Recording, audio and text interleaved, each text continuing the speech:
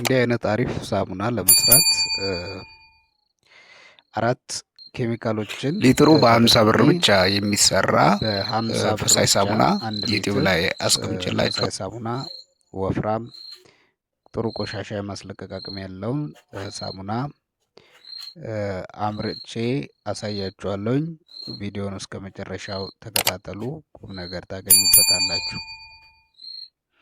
እዚህ ላይ እንደምትመለከቱት በመጀመሪያ የምናደርገው ውሃ ነው የምንለካው።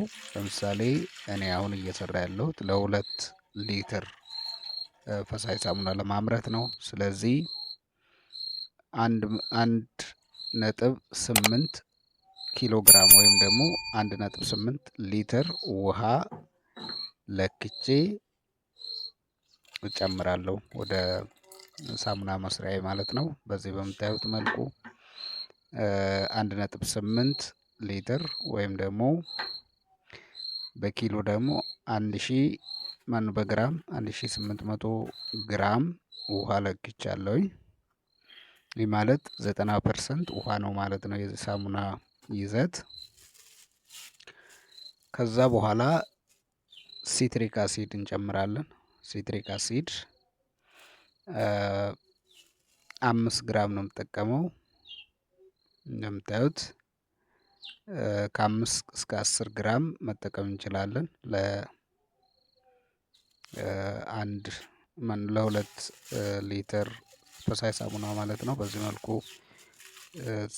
ሲትሪኩን ከጨመርኩ በኋላ ቀጥዬ ይሄ የምታዩት ኤስኤልኤስ ነው።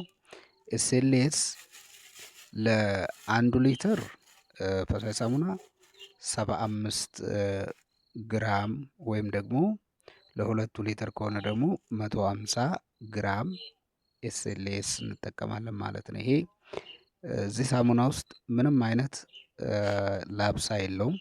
ነገር ግን ይላብሰናል፣ ጥራት የሚሰጥ ሳሙና ነው እየሰራሁ ያለሁት ማለት ነው። ይሄ ኤስኤልኤሱ ነው።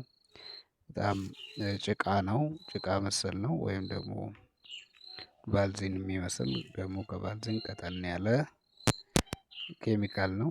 ይሄ በተለያዩ የሳሙና አይነቶች ውስጥ የሚገኝ ኬሚካል ነው። እሱን ለ2 ሊትር 150 ግራም ለክቼ ቀስ ብዬ አማስለዋለሁ ማለት ነው። እዚህ ላይ በምታዩት መልኩ 1 ሊትር ለምታመርቱ ደግሞ 75 ግራም ይሆናል ማለት ነው። እንግዲህ እኔ ለ2 ሊትር የተጠቀምኳቸውን ሁሉ በ1 ሊትር ወደ 1 ሊትር ለመቀየር ለ2 ማካፈል ነው። ለ2 አካፍላችሁ ለምሳሌ 100 ሊትር ለማምረት ከፈለጋችሁ ይህንን የሰራሁትን በ50 ማብዛት ነው። ወይም ደግሞ እያንዳንዱ ኬሚካል እዚህ ላይ የምጠቀማቸውን በ50 ብታበዙት ለ100 ሊትር የሚያስፈልጋችሁን የኬሚካል መጠን ይሰጣችኋል ማለት ነው። በዚህ መልኩ አማስለዋለሁኝ። ቀጥዬ ሲልኬት ነው የምጨምረው። ሲልኬት 25 ግራም ነው የምጠቀመው ለ1 ሊትር፣ ለ2 ሊትር ደግሞ 50 ግራም ማለት ነው።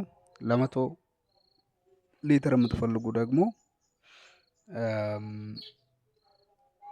ይሄንኑ ለ1 ሊትር የምንጠቀመው 25 ግራሙን በ100 ማብዛት ነው የሚሆነው። ስለዚህ 2.5 ይሆናል ማለት ነው።